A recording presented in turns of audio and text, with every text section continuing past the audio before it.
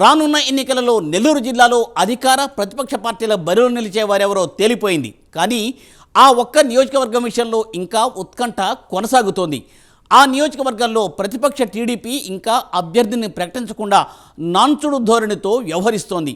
ఆ నియోజకవర్గం అంటే ప్రతిపక్షానికి భయమా, లేదంటే బలమైన అభ్యర్థి కోసం వెయిట్ చేస్తున్నారా? ఉన్న అభ్యర్థి బలమైన వ్యక్తి కాదని భావిస్తున్నారా? ఎప్పుడు ఉప్పు నిప్పులా ఉండే ఆ ఇద్దరి నేతల మధ్య ఈసారి పోటీ ఉంటుందా లేదంటే కొత్త వ్యక్తిని బరిలోకి దింపేందుకు సైకిల్ పార్టీ ఎదురుచూపులు చూస్తోందా?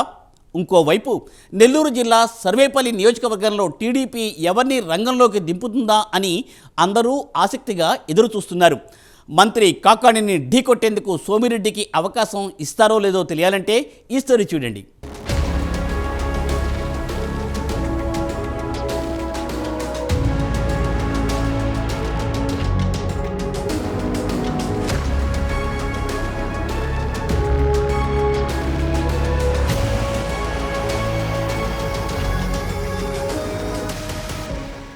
ఉమ్మడి నెల్లూరు జిల్లాలో అధికార ప్రతిపక్ష పార్టీలు సార్వత్రిక ఎన్నికల సమరానికి సన్నద్ధమయ్యాయి. అధికార పార్టీ సిద్ధమంటుంటే ప్రతిపక్ష పార్టీ సై అంటూ అభ్యర్థుల్ని ప్రకటించేశారు. అయితే మంత్రి కాకాణి, మాజీ మంత్రి సోమిరెడ్డి ఇలాఖా అయిన సర్వేపల్లి విషయంలో ప్రతిపక్ష టీడీపీ ఆచితూచి అడుగులు వేస్తోంది. ఉమ్మడి నెల్లూరు జిల్లాలోని 10 నియోజకవర్గాల్లో 9 నియోజకవర్గాలకి అభ్యర్థుల్ని ప్రకటించిన సైకిల్ పార్టీ సర్వేపల్లి అభ్యర్థిని ప్రకటించలేదు. దీంతో అనేక సందేహాలు ఏర్పడుతున్నాయి.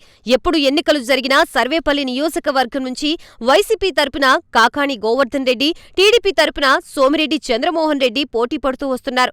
రాజకీయాల్లో శాశ్వత శత్రువులుగా ఉన్న వీరు ఎప్పుడూ ఉప్పు నిప్పులా చిరుబురులాడుతూ ఉంటారు. వీరి మధ్య ఉన్న చిచ్చు బడబాగ్నిలా ఎగిసిపడే సమయం ఈ ఎన్నికల సమయం. గతంలో ఓటముల నుంచి బయటపడి ఈసారి సర్వేపల్లి సీటుని కొట్టేయాలని మాజీ మంత్రి, టీడీపీ సీనియర్ నేత సోమిరెడ్డి కసిగా ఉంటే, మరోమారు సోమిరెడ్డిని ఓడించి నియోజకవర్గంలో తన బలం ఏంటో నిరూపించుకోవాలని మంత్రి కాకాణి ఉవ్విళ్లూరుతున్నారు. అయితే వైసీపీ తరపున ఇక్కడ మంత్రి కాకాణి పోటీకి పచ్చజెండా ఊపగా, టీడీపీ అధినాయకత్వం మాత్రం సోమిరెడ్డికి ఇంకా ఎర్రజెండానే చూపిస్తూ అభ్యర్థిగా ప్రకటించడం లేదు. దీంతో సర్వేపల్లిలో టీడీపీ నుంచి ఎవరు బరిలో నిలబడతారా అన్న ఉత్కంఠ నెలకొంది.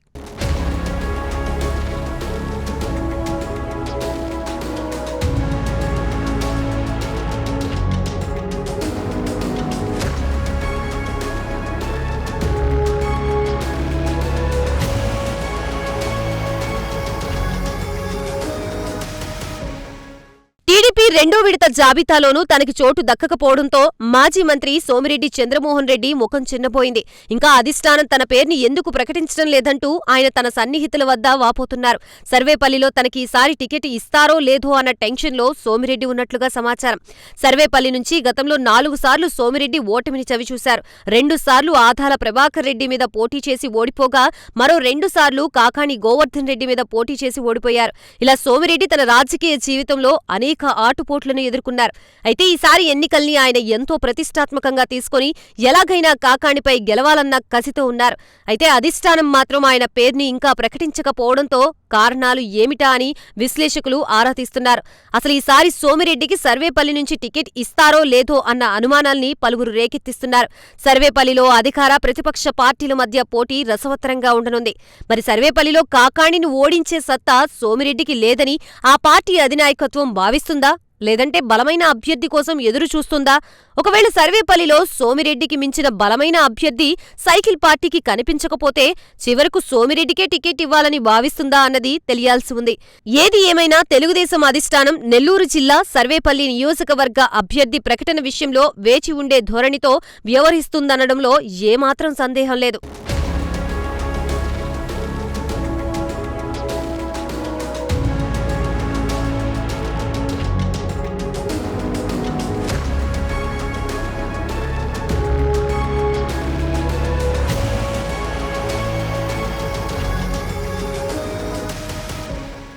నెల్లూరు జిల్లా వాసులంతా ఉప్పు నిప్పులాంటి కాకాణి, సోమిరెడ్డి మధ్య జరిగే ఎన్నికల యుద్ధాన్ని చూడాలని ఆశపడుతున్నారు. రాష్ట్రమంతా ఎన్నికల పోటీ ఓ ఎత్తైతే ఒక్క సర్వేపల్లిలో కాకాణి, సోమిరెడ్డి మధ్య జరిగే పోరు మరో ఎత్తు. మరి ఈసారి అత్యంత ఉత్కంఠంగా ఉండే సర్వేపల్లి పోరులో సోమిరెడ్డికి ఛాన్స్ వస్తుందో లేదో వేచి చూడాల్సిందే.